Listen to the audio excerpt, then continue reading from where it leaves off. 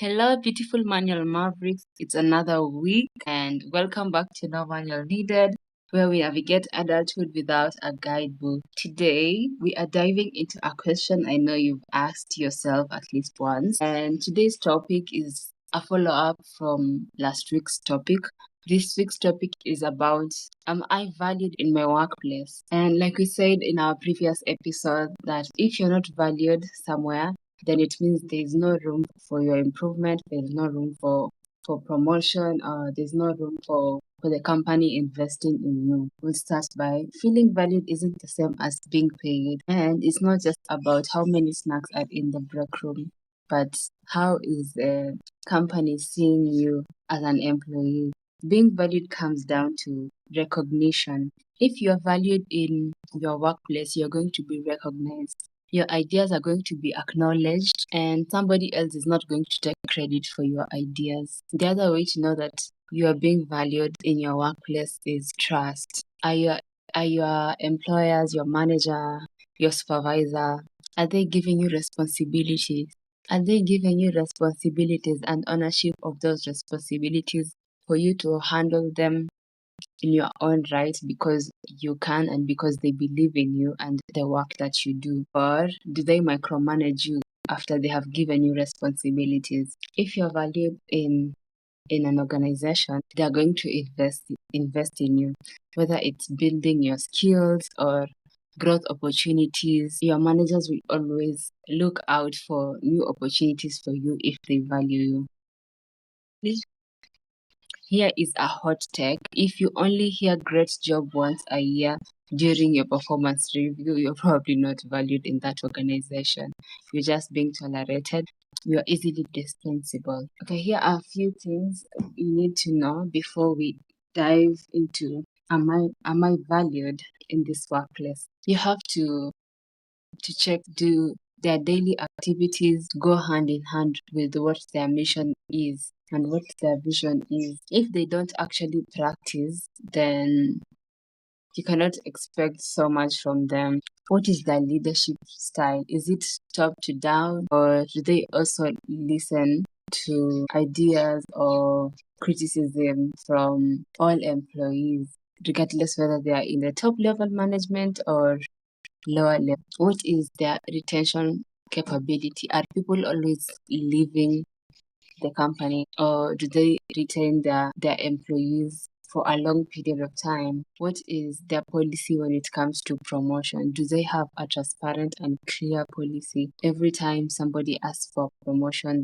they're being told to wait for the right time. Do they ask for feedback from employees, and if they get this feedback, do they implement it, or they just manage the company how they see fit? If you want to know a company's history or an organization's history of how they treat their employees, Glassdoor has the tea for you. People go on Glassdoor, or people go to Glassdoor to talk about what their work life has been in companies that they have worked in. You can also converse with current employees from in the company or previous employees who worked there. Let's play a quick round of this or that.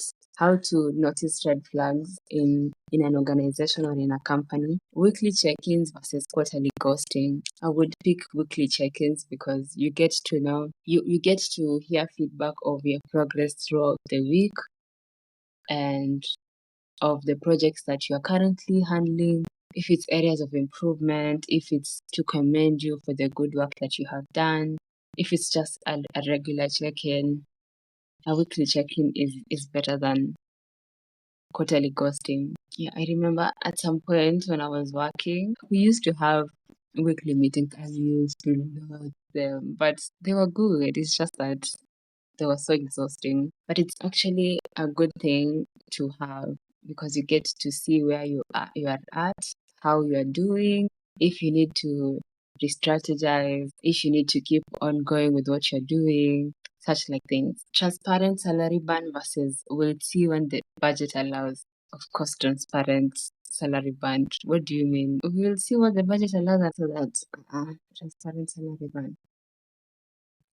growth plans versus just keep doing what you're doing. I'll definitely pick growth plan. Being in the loop of what's going on is good for both you and the organization, because you see where the organization is going, and you can compare if their goals match with your goals and how this benefits your career. Okay, I'm going to go through some red flags and some green flags that you should look out for when it comes to finding out whether you are valued in a workspace. If there is constant overtime with no appreciation, that is definitely a red flag.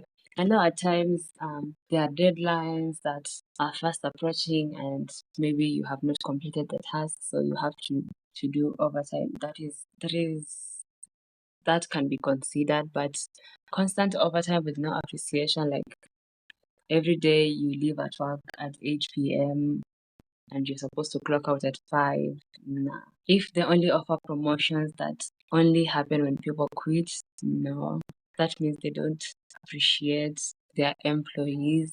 They don't recognize the work that they do until they quit for them to appreciate you. No, that is not somewhere you would want to be in. Here are some green flags to look out for. If you give out feedback or input on certain things and changes are made, that is a good green flag. If you are celebrated, your team celebrates your wins and you learn from your failures, that's another green flag. If your leadership always shows up and not just for photos, but they're actively supporting you in ways they can best, that is another green flag.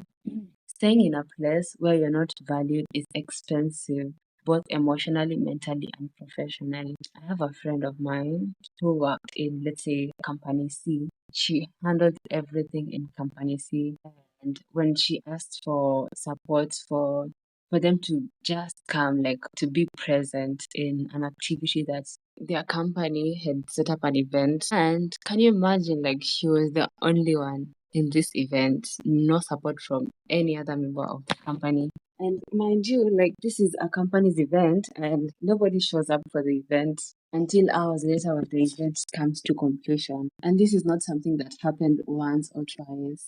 She went to the management about this and she told them that she would love for at least for them to participate in these company events. No, she does all the planning, she does all, like, executing everything. And at the end of the day, she's still alone in the whole event. So small things like this, and it's not just one event, it's like every event concerning the company, nobody shows up but her.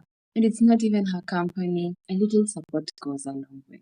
So it reached a point that she felt burnout. She was tired of no contribution, no support whatsoever from the colleagues, from the top management, and she quit. Can you imagine somebody quitting just because there's no support and there's no the initiative for the colleagues and the top management to be involved in the company's activities? It's just sad. And it's something that she talked about, and they said they're going to improve, but nothing happens. Now, when she has left, now they're trying to reach out to her. They're trying to plead to her to go back. But of course, it's not going to change, because if you have done this more than 3, 4, 5 times, what is going to make you change now? So such like things are very disappointing and disheartening to employees, because clearly she can tell that she's not valued in that company and she's literally doing everything, all the work. I know she'll find a better place. If not, she's going to replicate whatever she was doing, because it's her passion, it's what she loves doing. So it's either she'll get somewhere else, that somewhere, some other company who will appreciate her, or she can just start her own company and do what she does best. Yeah, so this is another segment. What do you do if you're not feeling valued? Okay, I need us to take a deep breath, and here is a mini action plan if you realize that your company is not, or your workplace is not valuing you. Document everything, like the brag book that we talked about in the previous episode. Track all your accomplishments, feedback, your work wins, and be your own advocate. Always be your own advocate. Have a voice. Speak up for what you stand for and what you do and what you bring to the table. After you have everything in your black book and you have documented everything, have a conversation with your manager and use clear and specific examples. Like, for example, say, I noticed I haven't received feedback on XYZ projects. Can we discuss how I'm doing? And listen to what they have to say. You also want to set boundaries. Give what is required of you because it's not being appreciated.